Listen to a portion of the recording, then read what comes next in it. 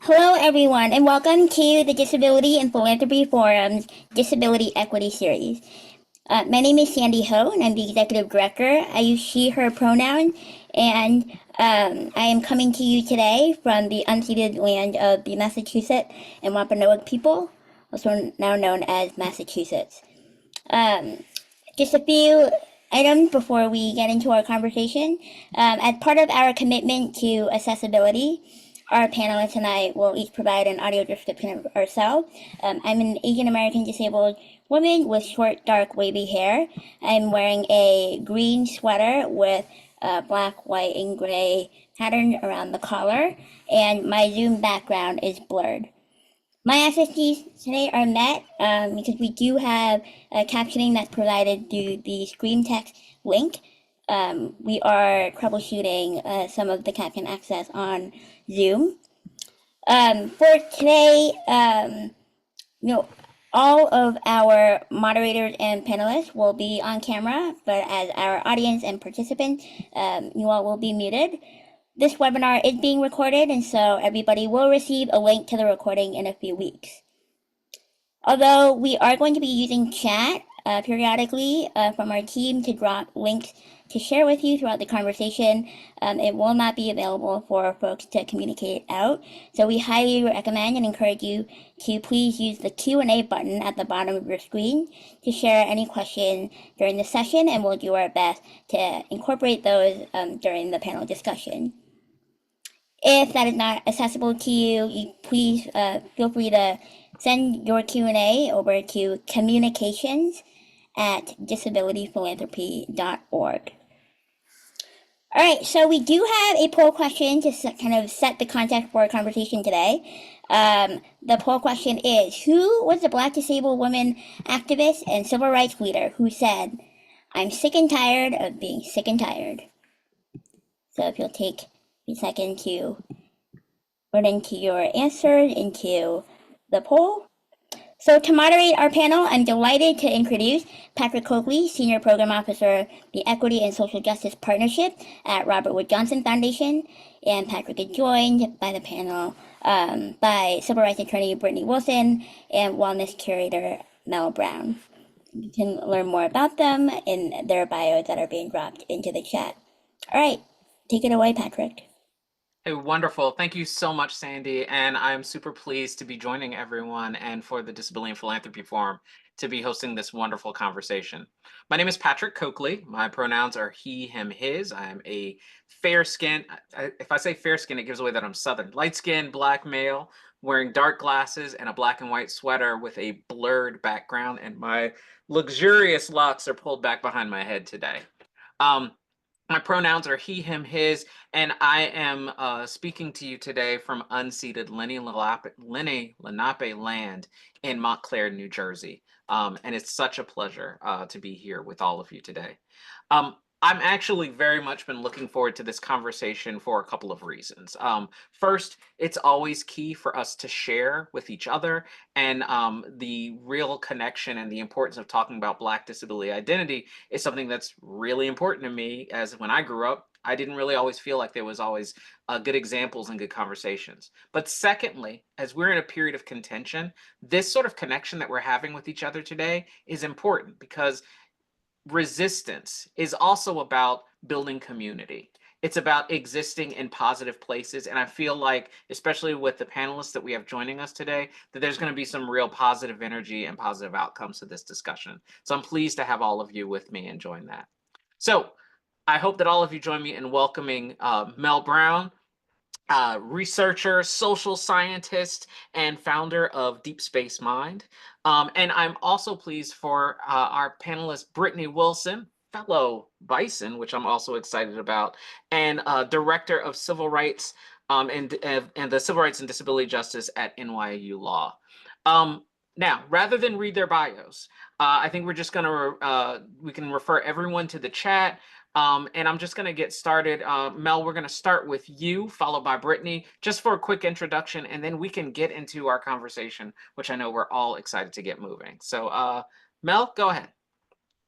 Hi, I'm Mel Brown. I am a Black femme. I have dark brown hair that is twisted and pulled back. I have on some silver earrings that dangle, and I'm currently wearing a Deep Space Mine 215 printed graphic t-shirt. And my work is typically in the Lenape-Hokan territory, also known as Philadelphia. It's good to be here. I'm a social worker with lived experience in mental health, institutionalization, and my work intersects community mental health and art praxis. So it's good to be here. Thanks for having me, Patrick. Oh, pleasure. All right, Brittany, you are up next. Hi, everyone. I'm Brittany Wilson. I'm a Black disabled woman. My pronouns are she, her. I'm a dark-skinned Black woman with glasses. My hair is twisted and pulled back in a ponytail. I have on a black and gray printed blouse, and I'm in my office at New York Law School, where I direct the Civil Rights and Disability Justice Clinic. Clinics are many law offices inside of law schools where law students learn to be lawyers by working with attorneys on cases. So I get to be both a civil rights attorney and a teacher at the same time. And I'm happy to be here. Awesome. We are so happy to have you. So, just for the three of us to dig in right away. Oftentimes, we get to these places and we like to couch our leadership, our engagement as something almost very like textual. Like, this is what happened, and it was all a plan from story A to story B. Meanwhile, our lives tend to be a little bit more complicated and engaging with more twists and turns. So, just as a first sort of start off, we all share the identity of being Black people and having disability as part of our core identities. Tell us a little bit about, Mel and Brittany, how has your personal story sort of shaped how you navigate this world that we're in? For me, it's been about like where I can live, where I can go to work, like how, I take my kids to and from school. How has your personal story sort of shaped the way that you navigate the world? Sure. Should I kick it off? Go ahead and kick us off. I will say that I often say that my job as an attorney was not a career choice for me. That I am a civil rights attorney. I went to law school because I'm a Black disabled woman, and I grew up having people fight for me. I wouldn't be here had they not fought for me, and I had to learn. I had to fight for myself, and I had to learn to fight for myself, and I wanted to learn how to do that more formally. If I were not born in this body, there's tons of books I would have written by now. I'm still gonna write those books, but like I'm an artist at heart. I would have been like a basketball commentator or something. Like I'm an artist. Oh. So it fundamentally shapes the way that I navigate the world. I think there are also certain privileges I've been able to achieve, by virtue of education and over time. But I think also still my identities as a Black disabled woman shape how I'm able to even take advantage of those opportunities. It still shapes where I live, what I can do, where I can go, and how I navigate the world in so many different ways that I don't think necessarily play out for people, even that might have been able to achieve some of the things that I've achieved in their lifetime. Very Yeah. fair. Yeah, Mel, what about you? Yeah, Brittany, thank you so much for bringing up your privileges as someone who is disabled. I think that for me, it's like how I come to this work and understanding myself in context of my community and just who I am and what got me here is understanding that like I have an invisible illness. And so like being able to lead with having experience, direct lived experience in a mental health institution and being institutionalized is something that I lead with because it is greatly shaped, informed my point of view through my experiences, through systems, navigating parenthood, also being a person who's expressive and feels like that type of being able to reach very deeply within that expression is a privilege. And I've been able to really sit with that and have had the honor to share that experience and find more language about that. So yeah, I think that that's how I kind of come to the work and how that's affected my work is by leading with thinking about how to be authentic and put down the professionalization. That's super important. I think one of the interesting things, especially when you think of Black identity, and I'll say for me, having the benefit where my grandfather was an HBCU grad, and my dad was an activist as well. So when I think about Black identity and policy changes, I think about in that context, the civil rights movement and the structures that were put in place, grassroots organizing. But then as I've gotten into my own disability identity, I realized that I also use that as a bit of a lens to either help me understand like next steps that I should be taking. And at times it's been good because I have a context outside of disability that I can use. But also at times, I'd say that like there's lessons that I feel like we've gained inside the Black community that I don't always see reflected in the disability space. And it can make that navigation a little bit more difficult. So I'm curious, especially, and I'm going to lean to Brittany first before we go back to Mel. I'm curious, Brittany, with your experiences, especially on where we're at civil rights, how are you seeing the impacts play out, not just for the disability community, but specifically for Black folks with disabilities right now in this moment? I think this moment is particularly interesting because I think most of us Black disabled advocates have always been sort of advocating against and critiquing the siloed nature of social justice spaces, the quote unquote civil rights, racial justice space, and the seemingly separate disability rights space. And I think advocates sort of acknowledge that the two communities are interrelated and that sometimes our interests align, but I think overall we don't generally do disability work from a starting point of racial justice advocacy and sort of understanding how disability and race, not just as identities, but as social constructs that shape how people navigate the world, relate to one another. But we're in a moment where all of our rights are under attack. And I think ironically, that's going to force us to think about the way we do this work differently and approach it differently, because we're seeing attacks on Title VI. And maybe if you're in a disability space, you don't typically think about that because that's a racial justice statute, Title VI Act of 1964. But it was also the precursor to Section 504, right? So now when you see that law being attacked, you're worrying about what that means for disability laws. So I think that ironically, as we're all under attack, it's going to force us to come together in ways that we typically haven't. But I hope I'm correct about that, but we'll see. Indeed. Is that the only ways that we've seen racial justice and disability rights show up? I mean, I know we have, you have things like the Brown decision, like, are there other examples that we should be looking to or thinking about as we're thinking about that intersection of racial justice and disability rights? Yeah, I mean, I think we all know that disability is impacted by every single aspect of social justice, right? So in this moment, when we're talking about, we're seeing immigration issues happen, and that is an issue that affects people with disabilities, whether we're talking about it or not.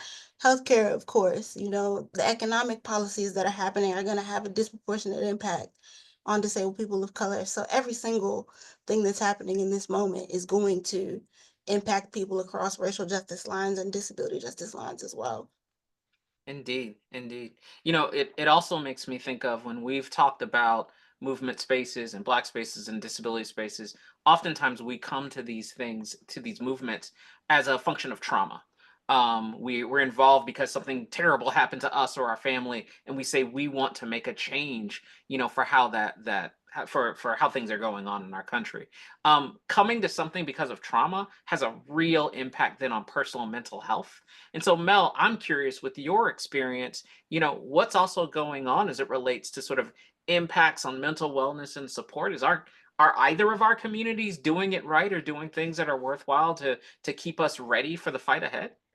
Absolutely. I think so. First of all, I think Black people have always been dynamic in ways that we express and how we come together, the ways that we are innovative, pull on our histories collectively, our family and familiar histories, but also like based off of location. So that within itself is like absolutely yes to your answer or to your question.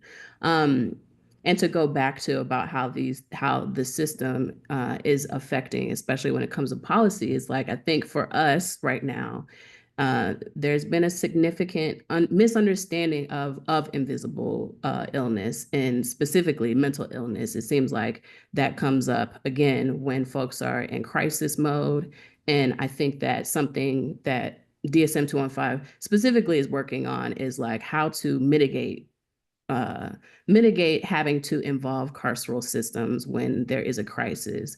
How do we talk about these things? How do we have a shared language about it? And how do we elevate people who have lived experience and their stories? How do we talk about that? How do we incorporate it with our approach? And that being the possibility for harm reduction. And also like thinking about it as an intervention for communities that can be very specific.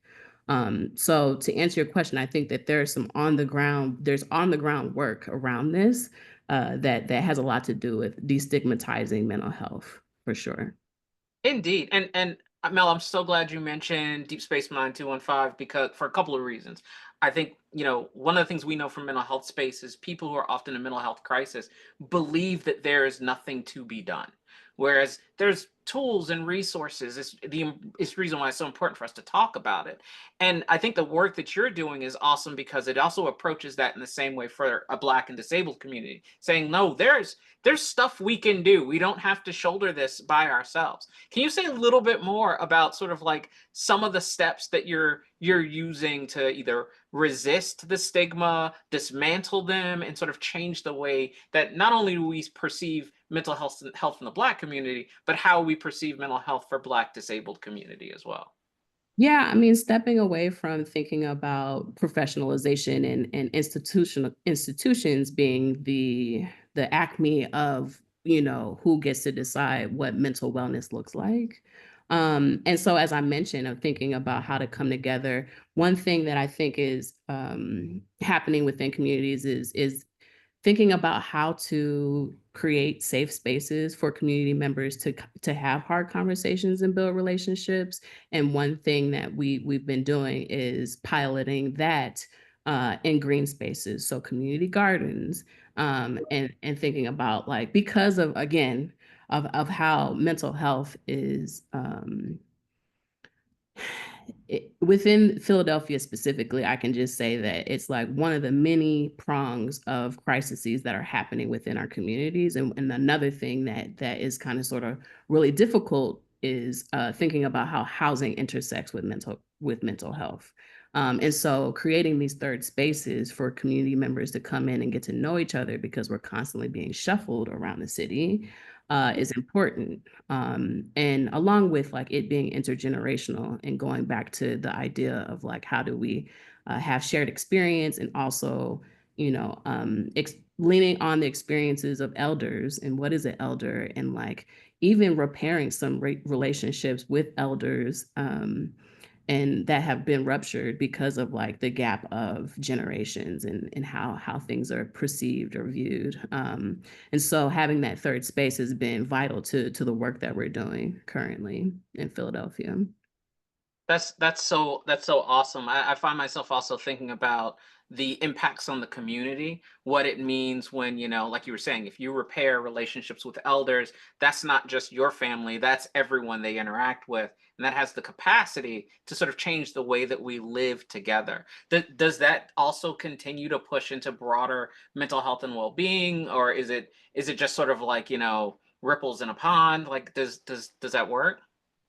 Yeah, I think that what's happening is that when people show up as themselves and we think about, being peers, being community members, having stake in each other and building capacity within each other, it feels like it's not necessarily as heavy of a lift and it's not necessarily, it doesn't feel like it's work. It's not about, the outcomes being about measurement and tools rather than just authentic ways of sharing space, and so like getting folks in to plant seeds and learn about the ecosystem and the environment and the history of,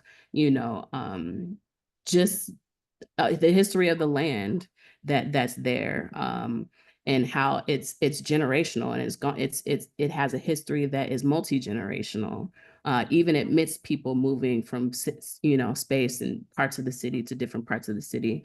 I think that folks are coming together and talking about recipes and talking about family history and thinking about what does it mean to preserve one's history and archival.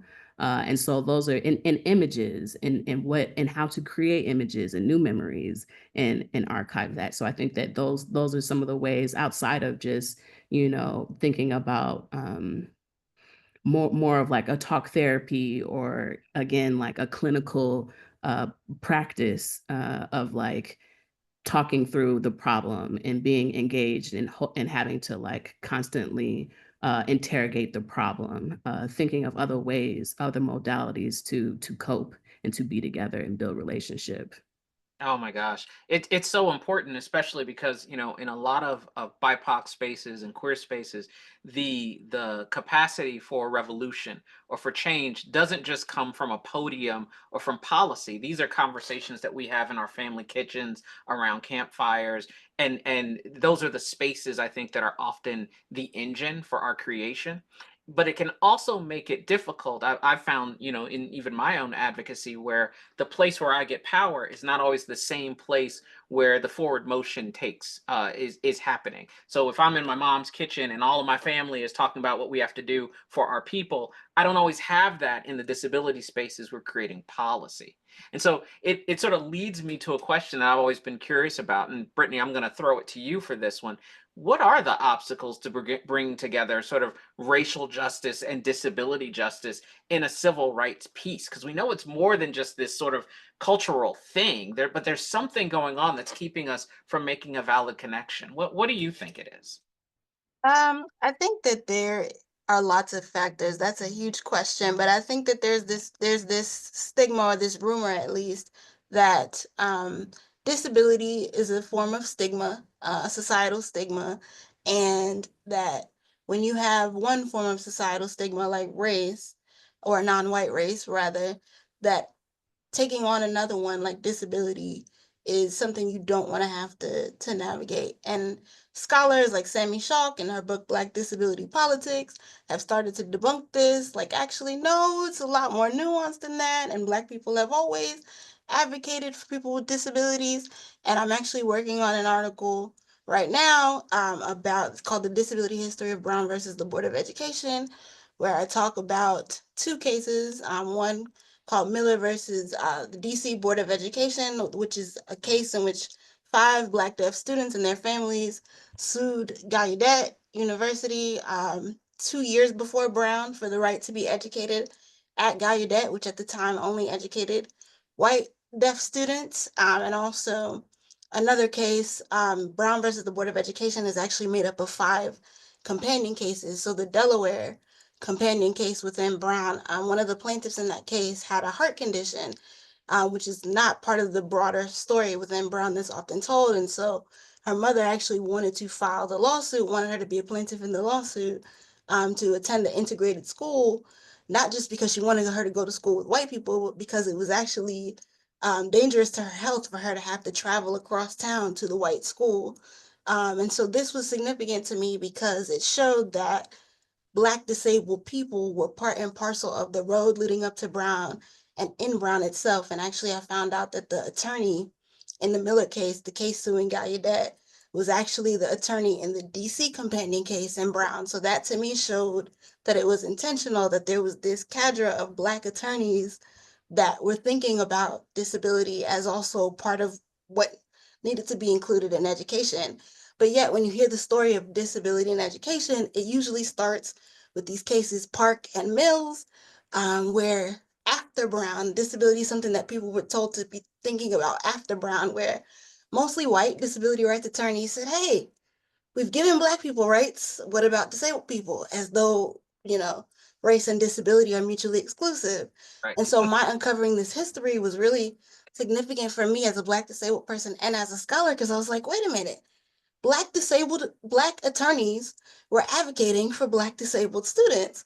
And that's not the story we tell ourselves. And so I think about like, how might that shape the way we do work currently if we debunk this myth that like people who do quote unquote civil rights, racial justice work can't be concerned with or don't want to be concerned with disability.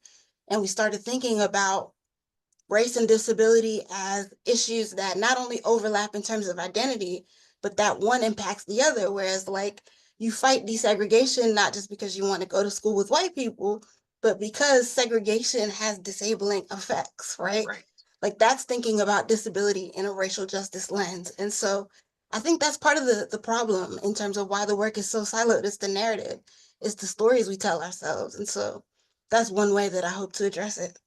Indeed, and it's interesting how dangerous of a precedent it ends up setting, because then what it does is it makes it so that our broader disability community feels that they are let off the hook for not engaging with Black, Brown, Indigenous, queer folks, because they can say we've had a stigma that's separated from us, and yet that's also not true, because you can't go to any Black, Brown function. I can't go to my family functions without throwing a rock and hitting somebody with a disability. We're always there and present. It has always been there and present, but somehow, like you said, this narrative has been created that insinuates that we are not a part of it, that we've never considered it, whereas like many things, we've always been there and present from the beginning.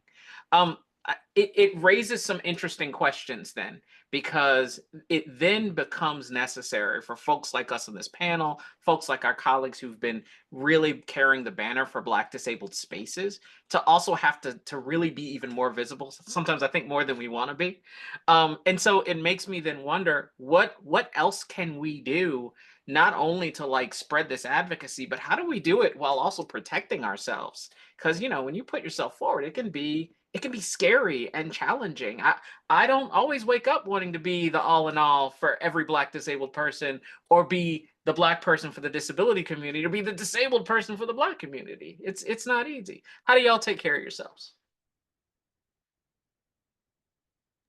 Yeah, I think that taking care of myself has a lot to do with restoring my capacity to do the work, and like to go back on, Patrick, your question, and Brittany, your answer around like that's one of the oldest tricks in the book, is like this idea that Black folks are monolithic and that we only have this very narrow way of being, and way of even just being yeah, a way of being, and a way of being subjugated as well. It's like if we can just stick to this one box, then that is easy. It's easier to be subjugated. And so I think once we come out and we think about how dynamic we are, again, being in space, having thought partnership, being in community space with other people, it brings about the possibility for there to be exchange. And that also means an exchange in capacity of like, I need people to pour into me. I need to understand what care it is that I need. And in order for me to do that, it's important for me to like reconnect with my environment, with my surroundings. And so I think that that's why, being in that garden space, kind of sort of having, this place to self-regulate and reconnect with my environment is something that's really important. And I'm seeing that it has a heavy influence, and it has the ability to really restore folks in ways. Indeed. Like we said, disability isn't new to our community. And in your work, especially making better connections for mental health and support of Black folks in general, have you seen resources, tools, cultural actions that work for us that have been missing, or have been sort of like pushed out of sort of like that broader mental health conversation?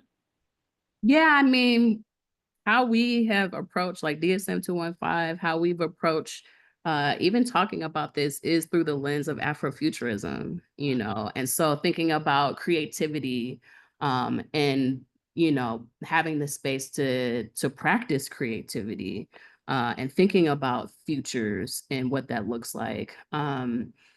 It's been very important, because I think that, if we can't see ourselves in the future, then like what is it that we can what can we create, and so I think that in itself also is an exchange. It's an opportunity for there to be an exchange, and thinking about like, what the possibilities are. And I think that also, in a lot of ways, thinking about how it intersects with policy, it's like those spaces, like policy is about being creative in approaching a problem with creativity and how to formalize it as a structure that everyone can use, and so how it can be universalized. And so, yeah, I think that approach, thinking about the future, thinking about ourselves, reconnecting with one another, building relationships, and expression is just how Black folks are. That's just integral to who we are. Indeed. And I think it's interesting the way that we hold and share the knowledge sometimes that works specifically for us. Brittany, I was thinking that there's many a Black comedian that has talked about the elder in the community that tells a young person not to do this. Don't do that. That'll get you 3 to 5. Don't do that. They'll say that you're guilty on this case. Are we seeing that same sort of knowledge around sort of Black disability experience living in our communities? Is it growing as there's sort of more of us our age starting to talk more about Black disability identity and knowledge? I think yes. I think that the advocates are out there. I don't know how many. There's still not the number that I feel like I need. Like I feel like I need an elder. Like wait a Right. minute, where? So I think that the advocates are coming and they're coming up after me, and it's great to see.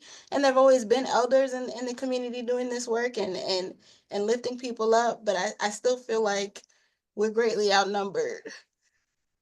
Indeed, indeed. And as I mentioned in the chat, it's oftentimes you feel like you need an adult in the room. And I think we have a very interesting opportunity where we get to develop some of that knowledge and do the things that we've been talking about, reminding folks that it's not new, and yet we should be more willing and open to sort of share and talk it through. But also being really open about all the implications that will have. It's also interesting that when we talk about doing something like that, we're talking equally about gaining power, but also being vulnerable at the same time, which seems to be really much a mainstay for Black disability advocacy. One of the things that we're seeing now is philanthropy is starting to take a much larger sort of role in this discussion. We're being hosted by the Disability and Philanthropy Forum. I get to be part of the sort of tip of the spear for disability in philanthropy, working at the Robert Wood Johnson Foundation.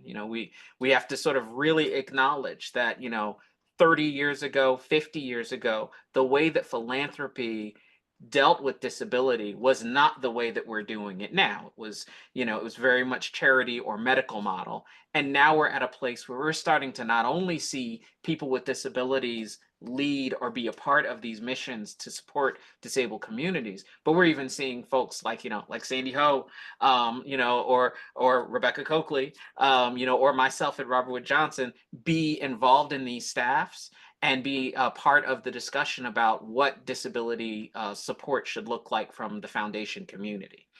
With that, I'm curious from the both of you, considering that, again, not only of disabled communities, but also Black communities have not always been in the best place. What do you think the responsibility is for philanthropy? What do we need to be doing to really make positive impacts in the disability space that is inclusive of the sort of Black cultural issues that even disability hasn't totally addressed yet? I mean, I think that it's great to see philanthropy finally paying attention to communities like disability and disabled communities of color. I also think that we need to make sure that the resources actually get in the hands of impacted individuals and communities. I know from personal experience that institutions, and the way things are set up, it often complicates maybe the end goal that you're trying to achieve. There's often bureaucracy and red tape, and that things like that have doubled the adverse impact on marginalized communities. And so if we could figure out a way to get resources to the actual individuals and communities that are going to need them, I think that that's going to be huge, especially in this moment where do we have a government? What's the government doing? It's going to be especially important that people actually get the resources to take care of themselves and their needs. Indeed. Mel, what do you think? I What mean, should we be doing? you know me, I feel like I've probably said community 15, 20 times already, within the past half hour. But one thing I think is also important is In philanthropy, I think that there's this barrier, there's like a guard in thinking about like engagement and like on the ground and like the elbow to elbow. So like, it's really about being intentional and building those relationships and listening. I think that, when you have communities that are really wanting to build sustainability and focusing on it locally, because like I was saying earlier about like in Philadelphia, it feels like, each neighborhood has its own thing, its own history, its own issues, its own people, its own landscape, and so, you know, although it does feel like it would take a lot more work to be engaged directly, I think that you know, when it's about authenticity, that there is a possibility for that engagement without it feeling like, surveillance. And that means bringing yourself. And so like, for me, again, thinking about hierarchy and how to enter in this space, with the background of professionalization, but also institutionalization, it's like I lead with a certain level of intimacy, vulnerability, and like deep engagement. Um, and the only way I can do that is through listening and being authentic to my experience. I think philanthropy can take a few notes around that. And yeah, just give people like direct the funds to the people who are doing the work, and getting away from, the feeling like the need for there to be, measurables of like, but then that takes a lot of trust building, and I understand how difficult that can be.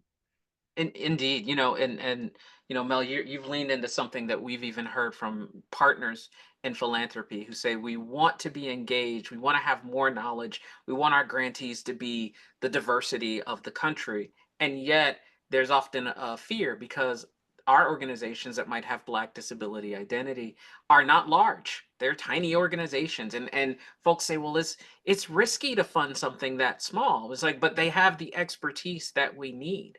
And so it begs a very interesting question of how do we sort of get them to sort of say, hey, these things that you say that are important, inclusion and access and getting the knowledge directly from the people have it, will also come with a little bit of risk. Or how do we communicate that that risk is not as a big of a deal as you might think it is? And I'm not quite sure always how we get to do that or how we can communicate that effectively. There's also an opportunity too for how do we make sure that our colleagues with that knowledge base know how to engage and work with philanthropy as well. And I think there's a real good chance for us to sort of like get out there. Um, Sort of last question for both of you. One of the exciting things about this conversation is that we each come from different perspectives.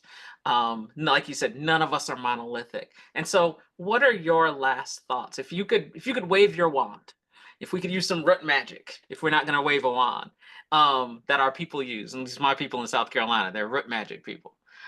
If we could do anything that would change the relationship between how either Black disability identity is discussed or the knowledge that we would want everyone to have, what would be that thing that you would magically bring to bear? And Brittany, I'm gonna lean to you first. Give us some Black girl magic to change the world. Oh wow, that's a lot of pressure. I feel like you gotta listen to people, like listen to Black disabled people. Like this panel being called Black Disabled Leadership, I feel like it's so fitting because maybe perhaps I'm someone people might think of as a Black disabled leader, although I don't know how I feel about that title, but I can tell you from personal experience, even with every credential or experience or accolade, so on and so forth, the fight that I have to be listened to be taken seriously. And I see it happen to so many other people. Like people like to put us in figurehead positions, like representation. Look, we gave you a title. We're letting you do this thing. But like when I'm actually like, okay, but here's what we need to do, and here's how we should do it. It's like a battle, and so you can't have leadership without true empowerment. And that is what I would suggest, because otherwise we're just talking about like tokens and figureheads. And I think that is the real barrier that we have to overcome. Oh, indeed. Indeed. Well said. Go ahead, Mel. Yeah, I think that Brittany, when you're talking about empowerment, I think one thing that is important when it comes to empowerment and doing that work is to, kind of take a step back individually, and address shame, and some of these, I feel like even, addressing the shame of, how people perceive disabilities, especially as Black folks, with these multi-pronged identities.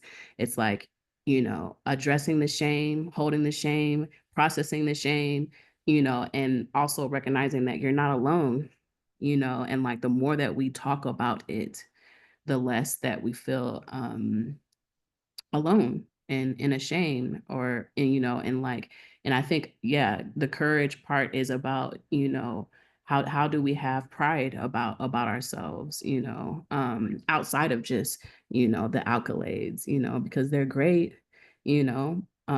but I also am like a person, and like, how do we humanize, like keep our humanity intact when we're doing this work? I think that's one of the hardest things as a social worker, who's seen as the person with the answers to these hard questions of like, I'm also a person, and so being very clear and real about my capacity.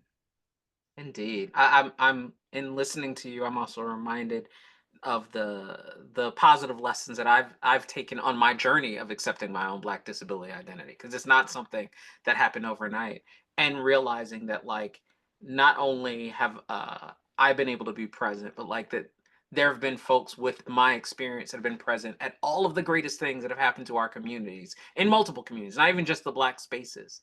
And that's exciting to realize. It's like we're not talking about something that makes us into a cartoon or a caricature, like you said, Mel. We're talking about something that fully endorses our humanity, which is so important when we start talking about this conversation of what it means to be Black and disabled. Now, so that I don't just have it my own personal conversation this entire time, which I would totally love to do, Gail has actually opened Q&A up. So for anyone who has questions, I know that you can put it in the chat, and Gail will make sure that they get to us. Our first one is already in, and it says, as an advocate, I want to support incarcerated and institutionalized disabled people. What are some of the most impactful ways that I can contribute to the fight for their freedom and their dignity? I mean, I don't even know that I feel most qualified to answer this, because I feel like people with experience in the carceral system are the people who are best suited to answer that. But I think there are great organizations that do work on behalf of incarcerated people with disabilities. I'm thinking about HERD first and foremost. Yes. So I would start there. But I'm also thinking about like just organizations that donate books to incarcerated individuals, and have like volunteer programs where they go into prisons and teach and do art programs with incarcerated individuals, not just sort of like what you might think of as legal advocacy or grassroots organizing in that way, but ways that actually build with and work with incarcerated people with disabilities in other ways. But I guess that's a place to start. Indeed, indeed. Mel, any thoughts? I would second that. I think that, if folks want to think about advocacy through the lens of allyship, of like, yeah, plug into folks who have lived experience of these, experiences of institutionalization and disability. And then I was just gonna say, Brittany, yeah, listening. Indeed, indeed. To that end, I would also say we have to be careful that we don't fall for that narrative that suggests that anyone in the carceral system is undeserving of care, undeserving of resource, and undeserving of the tools that would basically allow them to to effectively rejoin and be reintegrated back into society. That discussion of lack of deservedness is the path towards dehumanizing those individuals. And oftentimes, because being incarcerated is also can be the cause of disability, we're again continuing to not only dehumanize, but just not give people with disabilities the tools they need to be successful. So, you know, Heard's main campaign about video conferencing and access for individuals who are deaf or hard of hearing, you know, it always runs into this idea of like, well, if you did a crime, then you deserve what you get. No one deserves to be tortured by the state. No one deserves to have their humanity questioned. And we have to really like take a hard stance on that. And I think as Black people, especially, we are it's part of our responsibility to remind everyone that it's like when you insinuate that someone isn't human because they're incarcerated, these are mistakes that we've made as a country before. Another question, which is super exciting. I'm so glad they're rolling in. It says, would anyone want to express thoughts on whether or not the concept of Black excellence may be ableist and a hindrance in creating a more inclusive civil and social rights movement? Ooh. I'll tell you what. I want to give the two of you a little opportunity to think. I'll jump in on this one first because it's exciting. I'm not sure that it's necessarily the concept of Black excellence that is a hindrance or is necessarily the fault of ableism. I think what the issue there is that Black excellence also comes from a place where if Black people are not seen as good enough, then only those of us who are super exceptional are then able to participate. And so because of that, what it does is it buffs out every other part of your identity that you have. And this isn't conjecture. This is me as the Howard graduate who got his scholarship and almost failed out of Howard because I did not have the access needs to not fail my math class when I couldn't see my boards because I was not trained or supported or told that it was okay to go get accommodations. So it's the solution is not necessarily that we get rid of Black excellence, but the solution is we have to start talking about the many faces of excellence and understanding that even as Black people, all of our identities, including our disabilities, come to bear. But I will also say I love this question because this is a thinking question. It's not totally clear. Brittany, Mel, what do y'all think? Brittany, you're unmuted, so I'm Yeah, my answer is it depends on how you define excellence, gonna right? Because if you're thinking of excellence, I think we often frame excellence as like productivity, right? What can you do? What have you produced? All these things. And we're not that, cogs in a machine for utility, Brittany. right, and that, of course, is going to lend itself to ableism because that is what ableism is rooted in. And also, but even the notion of having to be excellent, whatever that means, like this standard is usually generated in response to racism. It's like, oh, there's this thing that I'm trying to prove that I'm not, and so I'm going to prove you wrong. So I think that can be a problematic aspect of Black excellence if you're defining it in terms of like societal standards or a need to prove your worth to someone. But if excellent to you means, you know, you ate X amount of cookies today, then be Black and excellent. Like excellent is whatever you want it to be. I think the problem is when we root it in societal standards and norms. Yeah, I feel like this is one of those questions that I get excited about as well, because it really for real pushes the narrative around just who we are and like as Black people and like how many things, like how language has been weaponized against us. The myth of meritocracy is one of the oldest tricks in the book. Of like the only way that we can be seen as human or as valuable is how much we produce. This is how we enter into subjugation. And how our labor is used and how it is abused and taken to uphold the status quo. So I think that once folks start talking about Black excellence, I tend to get very prickly about it because I think that it directly is very ableist in the ways that it's been used as a tool to push, ableism within our conversations within Black spaces. That to me feels very, very apparent. Indeed, and I think it's a reminder too why the concept of the anti-capitalist politic is one of the core values of disability justice, and that's not just like hating on capitalism. It means we are not cogs in a machine to be used. We're individuals with experiences and loves and cares and justice, and that's how we should be perceived, not whether or not I hold my pencil the same way as everybody else. So yes, I'm all about that. Presentation about philanthropy, we should say that philanthropy also has to take on that perspective as well. Okay. And disability justice, I'm going back to the question on incarceration. Disability justice is also abolitionist, so that's another way to support incarcerated people with disabilities. There are a lot of great organizations that do abolition-based work. Indeed. All right. These questions are going to keep rolling in, and Mel and Brittany, keep answering what you want and leading us closer to the truth. What from your personal experiences has been most impactful in feeling supported in the work environment? And what are the nuances of supporting Black women around mental health in the workplace? Yeah, I think one thing that I have had to understand is what my work was, as a Black femme.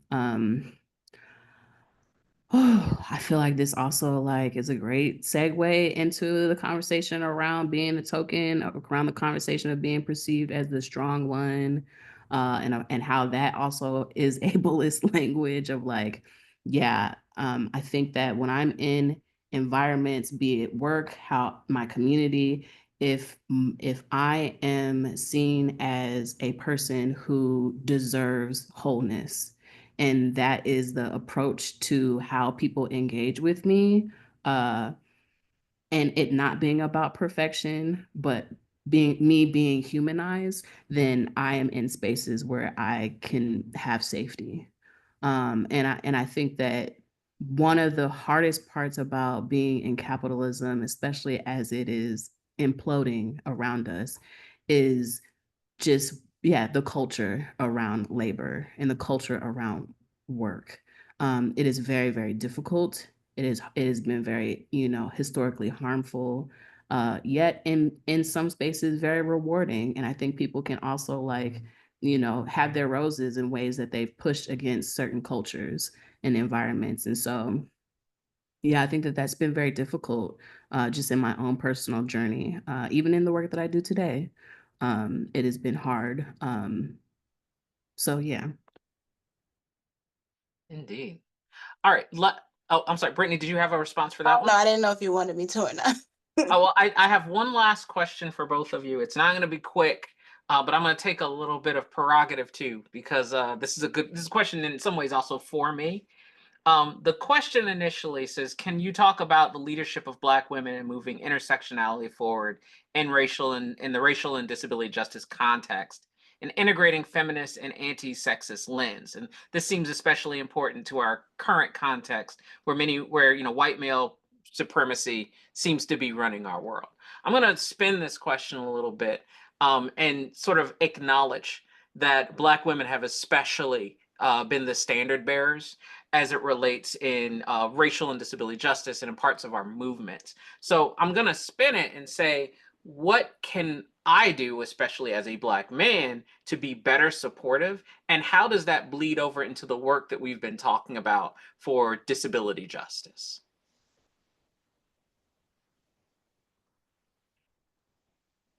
Brittany, I feel like you had touched on being seen and not heard. And I think that that's one of the things is deep listening, and enablement. Some people, I mean, I know I need to be hyped up a lot to get through, and so it's just that's a part of care, is but also thinking about how we've talked about carceral systems, and one of the things that upholds carceral systems is this idea of punition, of if you do it wrong, if you get it wrong, then you're wrong, and then that says something about who you are. And so it's I think that if we can reevaluate, how we measure success, and thinking about how failure are opportunities to learn things, I think that some of the pressure can be taken off, and also there can be some mutual holding and uplifting and hyping up. I think that that's really important. Indeed. Brittany, close us out. Yeah, I mean, I think I would echo that. I think that unfortunately, Black men and Black women are often pitted against one another. And we're in this moment, especially where there's a lot of like, oh, Black women are the most educated group of people. And, you know, we're still hearing narratives about Black men sort of like, quote unquote, lagging behind or like not achieving in air quotes at the same rate. And that has led to a lot of, I think, animosity rooted in a lot of the systems that we're critiquing today. And I think if we could figure out a way to hype each other up, like you're saying, Mel, and support one another actively and not fall into that cycle, that's what's gonna be important for our liberation collectively. Oh my gosh. In case y'all didn't know, Brittany Wilson is Associate Professor of Law and Director of Civil Rights and Disability Justice Clinic at New York Law School. Mel Brown is a social scientist and researcher located in Philly and co-founder of Deep Space Mind 215. It has been a pleasure to have this conversation with the both of you, and I can't wait for the work ahead. Olivia, I'm going to pass it back to you. Thank you so much, Patrick, Mel, Brittany. This has been so fantastic. As a person who's gotten to listen in on it, it's just been a privilege and an honor to have you all here sharing your thoughts today, and very personally impactful for me. I want to also thank all of our attendees for being here with us and also for your patience as we worked through some of our technical difficulties. Um, Following the close of this session, you will receive a short survey, and please help us learn from your experience by taking a few minutes to fill it out. And a link is also available in the chat. And we hope that you will join us for our next webinar taking place on October 9th on disability justice and immigration. And I've just dropped the link for that in the chat as well. Until then, please keep up with us on our website, via our newsletter, across social media platforms. We may also be adding additional responsive programming throughout the year. And so we encourage you to keep up with us as we make sure to kind of respond to the changing landscape that we're all experiencing. But until then, we'll let you all get back to your day. Thank you so much for joining us. And again, thank you so much, Patrick, Brittany, and Mel. Yeah, thank you. It was a pleasure, y'all.